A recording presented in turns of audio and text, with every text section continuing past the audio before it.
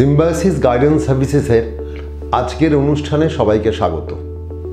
আজকের অনুষ্ঠানও মূলত 2025-এ যারা নিট পরীক্ষা দিয়েছেন, যারা আগামী দিনে ডক্টর হিসেবে বা ডেন্টিস্ট হিসেবে নিজেদের সুপ্রতিষ্ঠিত করতে চান তাদের জন্যই। আগের দুটো ভিডিওর মতোই একটা উৎকণ্ঠার অবশেষে কিছুটা হলেও পরিসমাপ্তি। যেহেতু যে পরীক্ষা নিয়েছেন যারা এনটিএ, তারা ওএমআর সিট পাবলিশ করেছেন। সমস্ত ছাত্রছাত্রী এবং গার্জেনরা নিশ্চয়ই ইতিমধ্যেই তাদের ওএমআর সিট ফলো করেছেন। 45, 46, 47, 48 চার ধরনের যে কোয়েশ্চেন ব্যাংক তৈরি হয়েছিল তার সঙ্গে তুলনা করেছেন, মিলিয়ে দেখেছেন এবং মোটামুটি এখন এই জায়গায় পৌঁছেছেন যে আমার নিজের মার্কস কত, এইটা অন্তত তাদের কাছে খুব স্পষ্ট। এটার পরে স্বাভাবিকভাবে একটা নতুন উৎকণ্ঠা শুরু হচ্ছে যে এই মার্কস দেখার পরে আমরা কি করব, আমরা কি কোনো সন্দেহের বশে কোনো অবজেকশন দেব, আমরা কি এই ফলো করার সময় কোন কোন জিনিসগুলো ফলো করলাম, কি ফলো করলাম না। এটা নিয়ে উৎকণ্ঠিত হওয়ার কোনো কারণ নেই।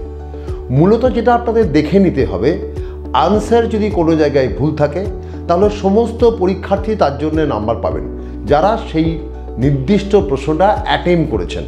যারা অ্যাটেম্প করেননি তারা পাবেন না। ফলে ওটা নিয়ে আপনাদের কোনো চিন্তার কোনো বিষয় নেই। আর আনসার কি যখন আপনারা চ্যালেঞ্জ করবেন তার সঙ্গে যদি ভ্যালিড ডকুমেন্টস আপনারা আপলোড করতে না পারেন তাহলে আনসার কিকে চ্যালেঞ্জ না করতে যাওয়াই ভালো, কারণ তাতে কোনো লাভ হবে না।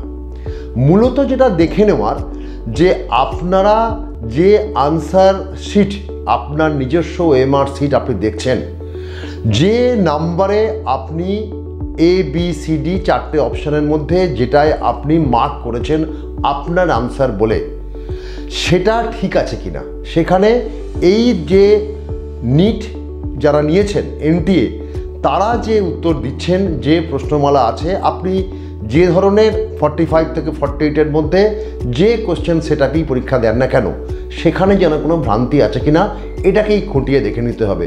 অনেক সময় এখানে কিছু ভুল থেকে যায়। এটা গেল এই প্রশ্নে। স্বাভাবিকভাবেই এখন সবার মধ্যে একটা প্রশ্ন যে এই মার্কসের উপরে দাঁড়িয়ে সেটা বেশি হোক, মাঝারি হোক কি কম দিকেই হোক, আমরা কি করতে পারব। মনে রাখতে হবে যে গত বছরে 4 তারিখে আমাদের কিন্তু ফাইনাল নিটের রেজাল্ট বেরিয়ে গিয়েছিল 2024-এ। এবছর সেখানে 5 তারিখ পর্যন্ত চ্যালেঞ্জ দেওয়ার সময়। স্বাভাবিকভাবেই 5 তারিখের পরে আর কিন্তু বেশি সময় লাগবে না আপনাদের ফাইনাল রেজাল্ট পেতে, যাতে আপনাদের র্যাঙ্ক থাকবে, ক্যাটেগরি ওয়াইজ র্যাঙ্কও থাকবে এবং যে নির্দিষ্ট মান আপনারা পেয়েছেন, মানে আপনাদের মার্কস নিট পরীক্ষায়, সেটা উল্লেখ থাকবে। এই কটা দিনের জন্য কোনো দৌড়াদৌড়ি করার কোনো প্রয়োজন নেই।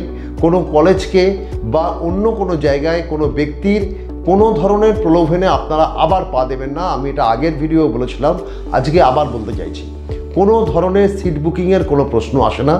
কনসেন্ট্রেট করতে হবে কোন জায়গাটাতে না, গতবারে এই মার্কসে বা কী ধরনের কাট অফ কোন কলেজে ছিল। আমি আগেও বলেছি যে বিভিন্ন কলেজ, ইউনিভার্সিটি এবং বিভিন্ন অন্যান্য তথ্য দুনিয়ার বিভিন্ন ক্ষেত্রেই এই জিনিসটা পাওয়া যায়।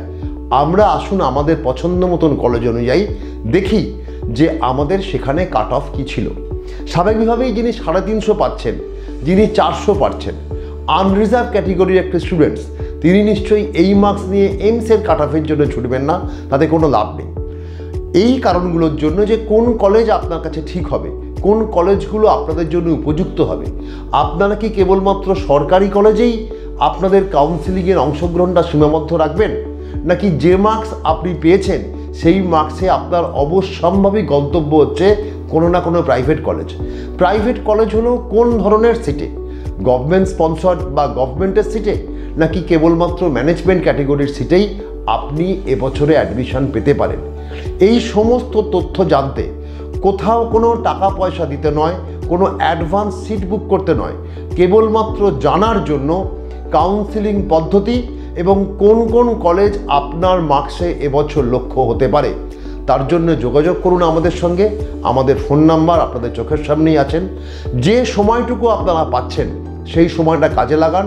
কাউন্সিলিং প্রসিডিওর, আপনাকে কোন কোন কাউন্সিলিংয়ে অংশগ্রহণ করতে হবে, অল ইন্ডিয়া কাউন্সিলিংয়েই থাকবেন নাকি অল ইন্ডিয়া আর ওয়েস্ট বেঙ্গলের কাউন্সিলিংয়ে থাকবেন, নাকি তৃতীয় কোনো রাজ্যের কাউন্সিলিংয়ে আপনাকে অংশগ্রহণ করতে হবে, এগুলো বিস্তারিতভাবে জেনে যাওয়ার এটাই সুযোগ।